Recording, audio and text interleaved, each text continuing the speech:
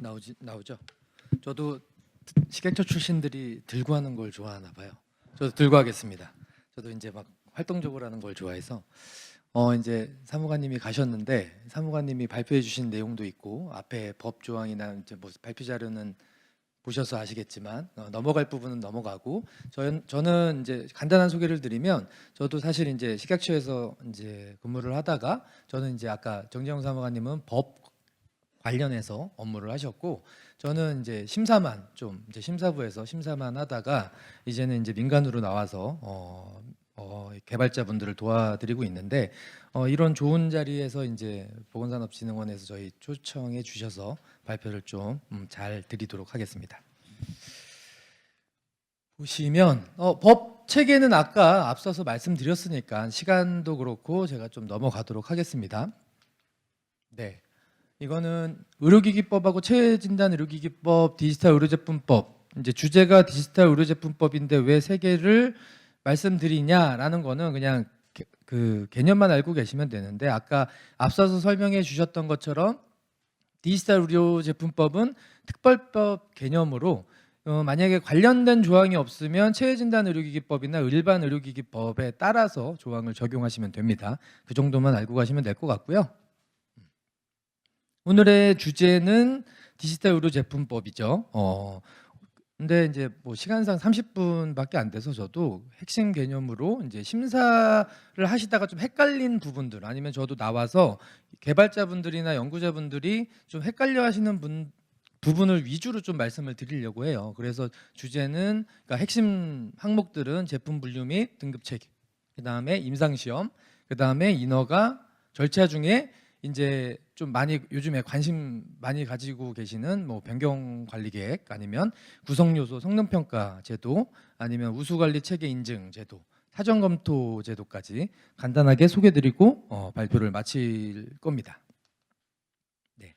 이거는 앞서서 설명을 간단하게 사무관님도 해주셨지만 디지털 의료제품법에는 총 3가지가 있죠. 디지털 의료기기, 디지털 융합의약품, 디지털 의료건강지원기기.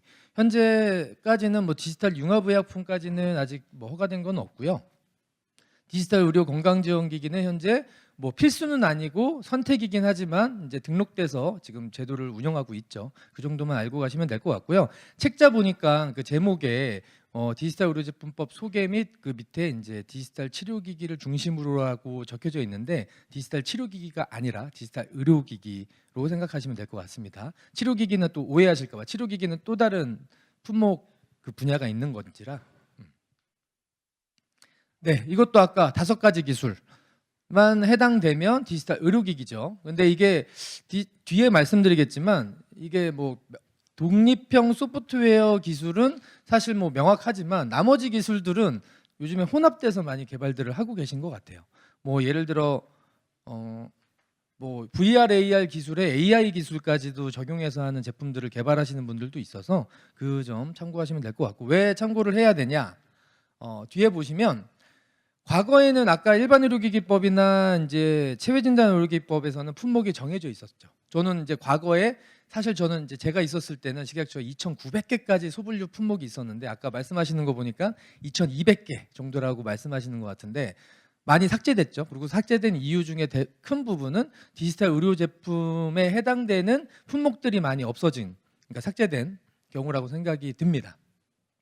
그게 왜 이렇게 따로 떼어져 나왔으면서 그 다음에 왜 일반 의료기기법이나 아니면은 체외진단법처럼 그 고시에 품목 고시에서 품목을 지정하지 않았냐 심사를 하다 보니까 과거에 제가 경험상 19년도인가에 DTX AI 보조 진단 제품을 처음 이제 임상 심사하면서 이게 제품이 그때는 단순했는데 점점 지나니까 1, 2년 지나니까 AI 기술도 사용하고 VR, AR 기능도 사용하고 그다음에 그것뿐 형태적인 거나 이런 뿐만이 아니라 사용 목적도 너무 다양한 그 보조 진단도 너무 적응증이 다양한 제품들을 개발하시려고 하시는 거예요. 그래서 이게 품목이 어느 쪽으로 가야 되나 이 고민들이 참 많았습니다.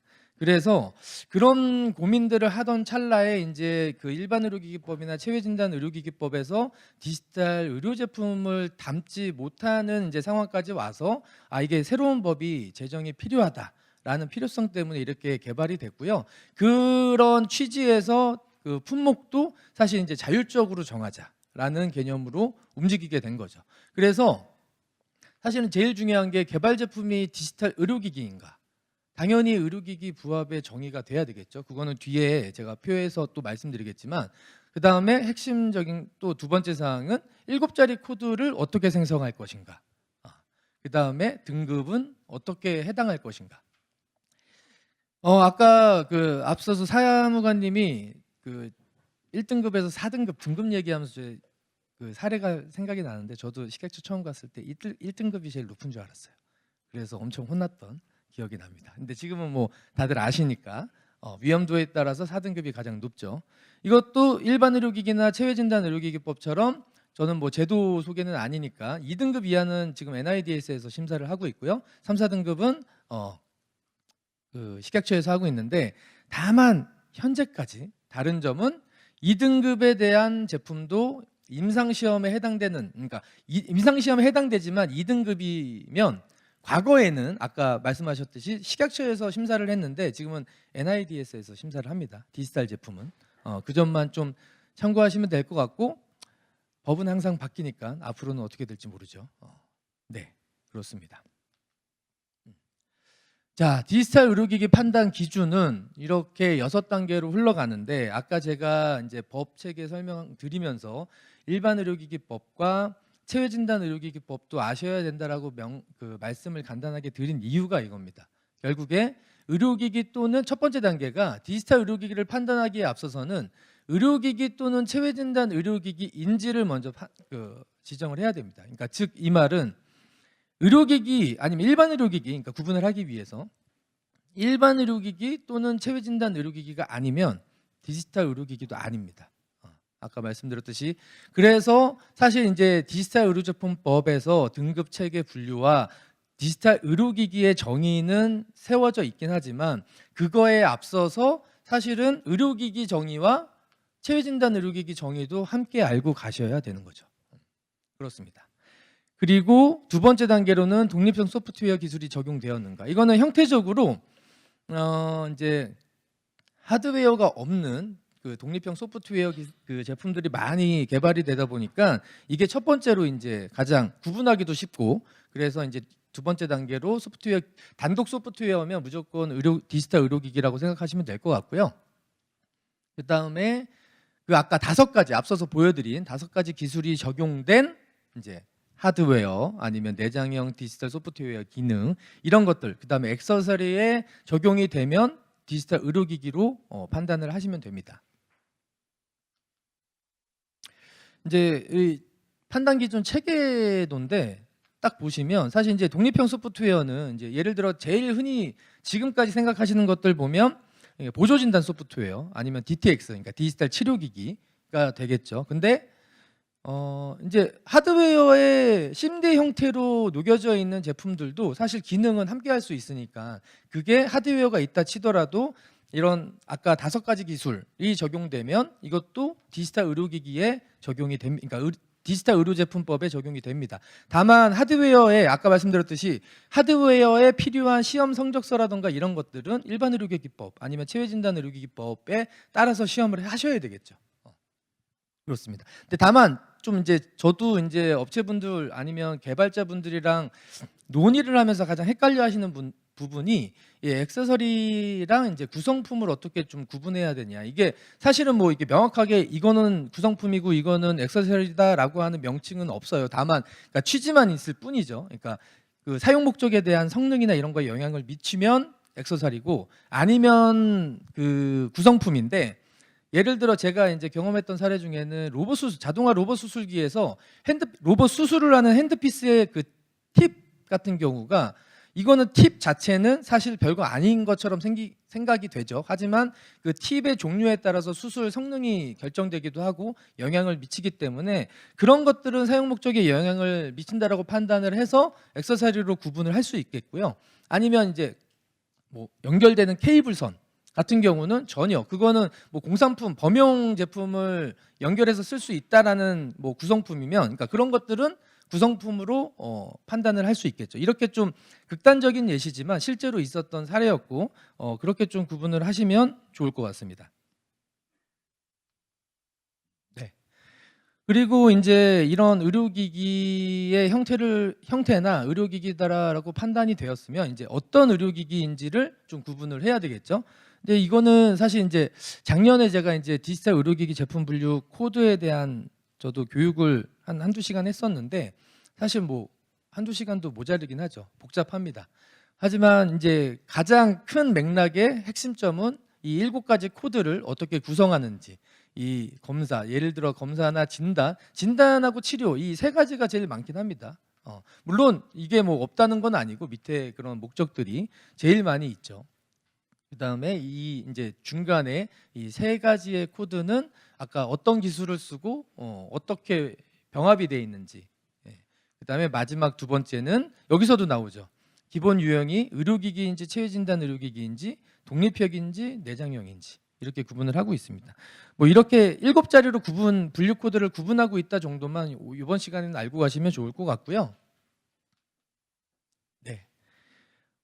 가장 이제 핵심적인 또 그 임상시험 관련된 사항을 좀 말씀을 드리도록 하겠습니다. 디지털 의료제품법을 보시면 아까 말씀드렸듯이 디지털 의료제품법에서는 의료기기에 생각할 수 있는 부분과 체외진단 의료기기에 해당될 수 있는 부분들이 함께 녹여져 있습니다. 예를 들어서 지금 법 조항이 생각은 안 나는데 아마 그 디지털 의료제품법의 9조하고 10조가 아마 임상시험하고 임상적 성능시험 그 조항일 거예요. 거기에서 이 명칭만 보시더라도 임상시험은 일반 의료기기법에서도 임상시험이라고 명칭을 하고 있죠. 하지만 또 체외진단 의료기기법에서는 임상적 성능시험이라고 하고 있습니다. 그래서 이 2가지로 디지털 의료제품법에서는 생각하시면 될 것 같고요. 가장 큰 차이점은 그러니까 디지털 의료기기는 사실 이제 아까 그 7자리 코드에 따라서 이게 약간 체외 쪽이냐 아니면 일반 의료기기 쪽이냐라고 구분을 하실 수가 있는데 어찌 됐든 어느 쪽에서 이제 그 구분이 되었고 코드가 그 결정이 되면 만약에 임상시험을 받아야 된다라고 했을 때는 기본적으로 식약처 승인이 원칙입니다. 그거는 일반 의료기기법에서도 동일합니다. 일반 의료기기법과 디지털 의료제품법에 있는 의료기기에 관련된 사항의 임상시험은 식약처장의 승인이 기본적으로 필요하고 위해도가 떨어지는 아니면 총리령으로 정한 사항들만 IRB 승인만 받을 수 있습니다. 식약처 승인이 면제되고 하지만 임상적 성능시험 계획은 기본적으로 체외진단 의료기기법과 동일하게 IRB 승인이 먼저 선행되고요. 위해도가 높은 경우에 식약처 승인을 받도록 되어 있습니다. 그렇기 때문에 약간 개념은 반대다라고 생각하시면 될 것 같고 제가 그냥 실질적으로 실무에 필요할 때 그러니까 실무를 진행하시면서 좀 가장 추천드리는 방법은 식약처 승인이 면제되더라도 사전검토로 승인 계획은 좀 한번 사전검토를 받으시는 거를 권하드립니다. 왜냐하면 좀 그러니까 많지는 않지만 종종 임상시험 그 결과 보고서까지 다 쓰시고 그거를 인정을 못 받아서 다시 임상을 해야 되는 상황이 발생하는 경우도 있었기 때문에 그 경우를 좀 방지해야죠. 시간도 그렇고. 그리고 또 가장 큰 차이점. 과거에는 물론 이제 지금도 제가 일반 의료기기법이나 체외진단 의료기기법에서도 아마 지금 고시 개정, 그러니까 법률 개정이 된 것 같은데 과거에는 지금도 그렇고 기본적으로는 지정된 실시기간에서 2시험 다 하셔야 됩니다. 그 지정된 실시기간이 아닌 곳에서는 원칙적으로는 하실 수가 없는데 코로나 및 디지털 의료 제품이 많이 이제 개발이 되면서 이게 꼭 이렇게 그 원칙적으로만 해야 되냐 아니면 해야 될 수 없는 상황에서는 어떻게 해야 되냐라는 고민들이 많이 나왔어요. 그래서 다음과 같은 그 임상시험 기간 외의 기간에서 실시할 수 있는 경우를 만들어 놨습니다. 그래서 무조건 할 수 있는 게 아니라 여기 보시면 통신이나 네트워크를 이용해서 다수의 사람으로부터 데이터를 수집하는 시험, 그러니까 데이터 임상 시험이나 아니면 이거는 이제 개념적인 건데, 그러면은 이제 디지털 앱을 사용한 임상 시험은 무조건 저 실시 기간 외에서 실시할 수 있는 거 아니야라고 생각하실 수도 있는데, 이거는 어떻게 보면 첨부자료 요건, 그러니까 요건에 해당되는 개념적인 사항이고요. 실제로 그 앱을 사용해서 관리가 되는 임상 시험인지도 심사단에는 판단을 하게 돼 있습니다. 그렇기 때문에 예를 들어 이제 흔히들 임상 한 번씩 그 공부하신 분들은 아시겠지만 그 분산형 임상 시험 방법이라고 연구 방법론으로 좀 요즘에 개발되고 있는 방법들이 있는데, 그 DCT 분산형 임상 시험을 적용할 수 있는 상황인지를 판단하시면 가장 좀 쉬울 것 같습니다. 예시가. 그리고 실제로 한번 경험해 본 그러니까 승인 나간 경우들도 있고요. 특히나 또 최근에 제가 이제 개인적으로 실시했던 경험들은 마약 관련된 임상 시험들은 사실 이제 이런 격리소나 이런 곳에서 해야 되기 때문에 그런 임상들은 이렇게 사전에 식약처와 논의 후에 인정을 받고, 물론 이제 저 임상 시험 실시 기간 외에도 할 수 있으니까 그냥 해도 되는구나라가 아니라, 그게 이제 또 제출해야 되는 계획서, 그다음에 관리, SOP 이런 것들이 또 따로 있기 때문에 사실은 개인적으로는 그냥 실시 기간에서 되도록이면 실시하는 게 가장 좋죠. 표준화되죠. 그리고 추후에 인정받기도 쉽고요. 시간적으로도 저는 개인적으로 그게 더 빠를 거다라고 좀 예상은 합니다. 그렇기 때문에 그렇게 생각하시면 될 것 같고요. 그다음에 이제 데이터 임상. 데이터 임상 같은 경우 뒤에 이제 실사용 평가 얘기를 드리겠지만, 사실 이제 데이터 임상이 모두 다 실사용 평가 임상 시험, 그러니까 실사용 평가 대상, 그러니까 실사용 평가 시험이다라고 생각하시면 안 되고, 실사용 평가는 일부 데이터 임상 시험이 될 수는 있겠지만 이게 동일하게 생각하시면 안 됩니다. 이 정의들이 또 달라요. 그렇습니다. 뭐 체외 쪽도 사실 동일합니다. 문구만 달라서 그렇지 동일한 개념이고요. 네. 실사용 평가 바로 나왔는데, 실사용 평가 정의를 좀 알고 계시는 게 중요할 것 같아요. 왜냐하면 이제 실사용 평가 제도나 실사용 평가를 할 수 있게 디지털 의료제품법에서 풀어놔서 많이들 그러면은 이제 실제로 뭐 RWE, RWD 얘기를 하시는데, 사실 그거를 활용해서 최초 허가를 받은 사례는 아직까지는 없죠. 그리고 힘듭니다. 왜냐하면 개인적으로는 실사용 평가든 RWE든 RWD든 임상 시험의 신뢰성이나 어떤 성능 평가, 그러니까 기존에 나갔던 제품들과의 비교해서 비교하기가 사실 쉽지 않아요. 규제 관점에서 보면. 물론 이제 연구자 관점에서 보면 해야죠. 할 수밖에 없는 방향으로 가고 있는 것 같고, 시대가 그렇습니다. 아무튼 다시 돌아와서 디지털 의료기기를, 이 정의가 중요한데, 디지털 의료기기를 실제 사용하는 과정에서 수집 생성된 정보를 바탕으로 안전성과 유효성을 평가하는 제도.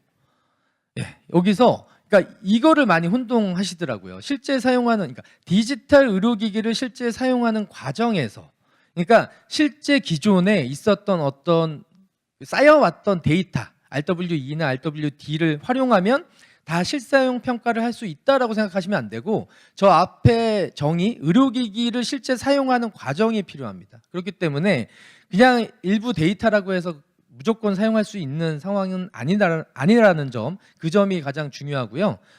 그 다음에 이런 것들을 통해서도 또 평가 대상이 이렇게 나눠져 있습니다. 원칙적으로 허가 인증 신고된 범위 내에서 사용해야 됩니다. 그 다음에 두 번째는 뒤에 오늘 또 말씀드리겠지만 변경관리계획 범위, 변경관리계획서를 제출한 범위 내에서 사용하는 경우에만 또 해당이 되고요.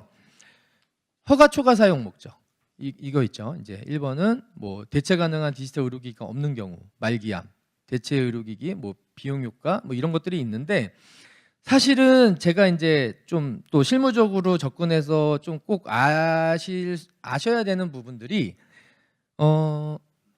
이 원칙적인 대상, 만약에 최초 허가를 받고서 허가 사용 목적 하에서 IRB 승인만 받고 실사용 평가를 한다, 이거는 사실 이제 그 문구에 해당되는 스코프로 임상을 하시면 실제로 진행하셔도 되긴 하는데, 이 두 번째나 변경관리계획이나 허가 초과 사용에 대한 부분으로 내가 실시하겠다라고 하면 식약처랑 사전 논의를 꼭 하시기를 바랍니다. 이게 사실 여기서만 봐도 말기암 등의 중증 질환, 희귀 질환, 뭐 희귀 난치 질환이라고 하지만 이 연구자분들이 생각하는 희귀질환과 또 규제에서 생각하는 희귀질환, 물론 이제 희소 의료기기로 또 지정할 수 있는 요건들이 있지만 약간 바라보는 그 차이점이 좀 있기 때문에 사전에 이제 좀 식약처 담당 부서와 좀 논의를 하고 가시는 부분들이 좀 필요할 것 같고요. 그 다음에 또 이런 것도 있죠. 비용 대비 효과나 치료 효과가 높을 것으로 기대하는 경우, 저 기대하는 경우는 진짜 기대일까요? 아니죠. 식약처에서 말하는 그 기대하는 경우는 어떤 문서적인 형태의 근거가 필요하죠. 그러니까 논문이라던가 어떤 아까 말씀드렸던 뭐 사례 그 케이스 스터디에 대한 퍼블릭된 논문이 가장 좀 좋을 테고, 이런 것들이 그냥 혼자 연구자나 개발자들이 이럴 것으로 기대된다라는 추측이나 생각만으로는 진행하기에는 힘들다라는 점은 꼭 알아가셨으면 좋겠습니다. 다만 이런 것들을 또 통해서 어찌됐든 이런 것들을 통해서 실상평가 자료가 이제 생성이 되면 제조가 인증, 뭐 변경 허가를 다 활용할 수 있죠. 하지만 규제 심사 입장에서 보면 사실 그 스탠다드한 표준 방법이 제일 저는 빠르다라고 항상 생각을 합니다. 임상시험 방법도 그렇고요. 물론 제도적으로 어떤 제도가 어떤 단계에서 쓰이느냐에 따라서 효율적일 수는 있어요. 근데 그 효율이 진짜 2단계에서 필요한지는 좀 논의가 필요합니다. 그러니까 좀 그 계획이, 그러니까 전략이 좀 필요한 거죠. 그렇습니다. 네, 임상시험에 대한 부분은 간단하게 말씀을 드렸고, 디지털 의료기기 허가 절차 및 제출 자료, 이거는 많이 아시죠?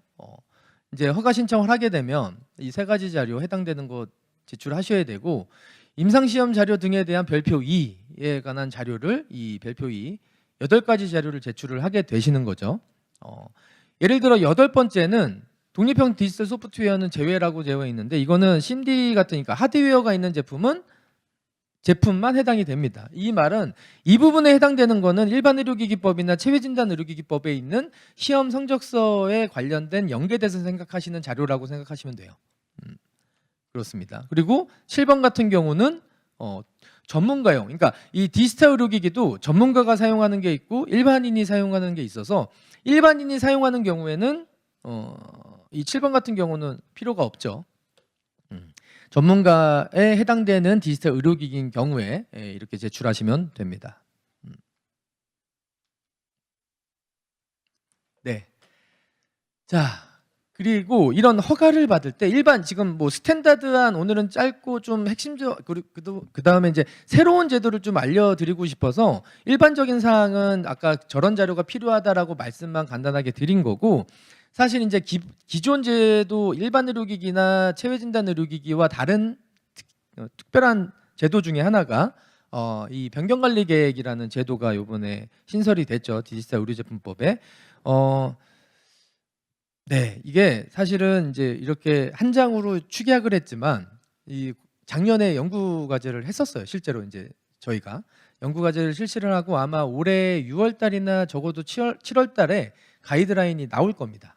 나오는데 이것도 변경관리계획에 딱 말씀드리면 많이 이제 뭐 연구자분들이 좀 많이 물어보시는데 그러면 변경관리를 스스로 할 수 있는 장치가, 그러니까 이런 출발점이 연결됐구나. 맞습니다. 맞는데 사실 이제 그게 어떠한 상황에서 변경관리 계획을 할 수 있는지가 세부적으로 다 정해져 있습니다. 그러니까 무조건 다 할 수 있는 건 아니고요. 아마 여기서는 이제 고시 내용까지는 오늘 발표를 못 드리니까 간단하게 말씀드리지만, 인공지능 기술이 오타가 있었네요. 인공지능 기술이 적용된 이 디지털 의료기기에만 해당이 되고, 이 디지털 의료제품법이나 시행규칙에는 언급은 안 돼 있지만 사실 이제 고시에 사용 목적을 구체화하는 경우, 아니면 실제로 그 성능 저하를 보정할 목적으로 임상이 필요한 경우에 좀 한정돼서, 이렇게 여러 가지 그 외의 것들도 있긴 하지만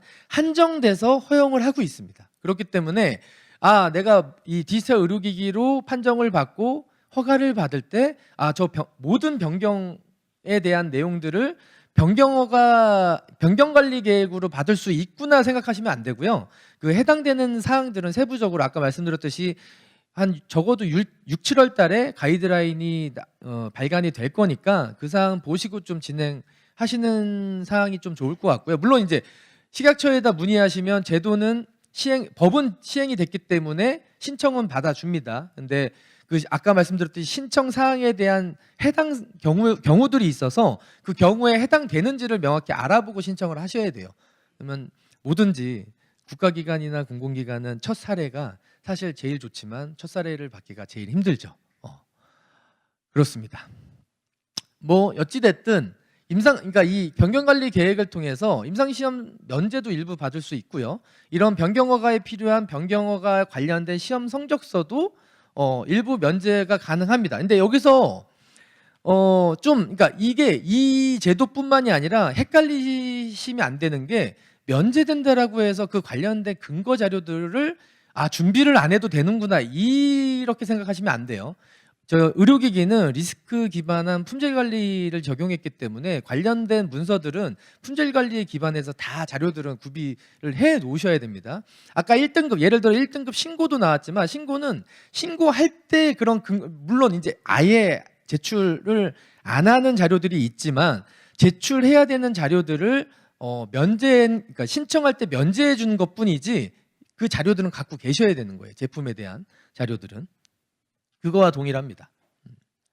그래서 이런 변경관리 계획이라는 제도가 있고 이런 거를 면제해 주고 그다음에 구체적으로 어떤 사항인지 좀 관심이 좀 가시는 개발자분들이나 업체분들은 한 6월, 7월 달까지는 정도 기다리시면 아마 식약처 업무계획에서도 그때쯤에 발간을 할 예정인지라 그 세부 사항을 좀 확인하시고 한번 진행해 보시는 것도 좋을 것 같습니다. 지금 뭐 구체적으로 말씀드리면 한 2번 전문가 협의체를 실시를 했거든요. 아마 앞으로 한 2-3번은 더 해야 될 것 같고요. 네. 그 다음에 이제 조금 또 많이 문의하시는 우수관리 체계 인증, 그 다음에 사전검토. 이 사전검토는 많이 알고 계시죠? 사전검토 이런 사전에 허가에 필요한 그 자료들을 사전에 검토받을 수 있는 민원 창구를 다 열어놨습니다. 저는 이 제도를 좀 많이 활용하시는 게 좋을 것 같습니다. 이 사전검토 제도도 활용하기 전에 사실 이제 좀 모르시면 아까 여기 이제 종합지원센터에다 문의하시면 부산진에서 되게 잘 친절히 전문가랑 매칭해서 안내를 해주시니까 그런 제도도 이거 활용하시는 게 좋을 것 같고요. 그 다음에 구성요소 성능 평가 이런 제도도 있습니다. 하나하나 간단하게 저도 이제 시간이 다 돼가니 말씀드리면 우수관리 체계 인증을 받으면 이것도 일부 허가 시기에 필요한 제출 자료를 면제해 주거나 시기를 좀 조정해 주는 제도입니다. 예를 들어 이제 법에는 명확하게 나와 있지는 않지만 그 밑에 허가고시를 보시면 VMV 자료 아니면 사용적합선 자료 등 그런 것들을 면제해 줍니다. 그 다음에 GMP도 받은 것으로 보고요. 근데 우수관리 체계 인증을 이것도 받으려면 자료가 필요하겠죠. 세부 사항들은 또 이거는 고시 내용의 세부 사항들이 있는지라 이런 제도가 있다라는 정도만 알고 가시면 좋을 것 같고요. 사전 검토는 그래도 많이 아시고 아까 알려드렸으니까.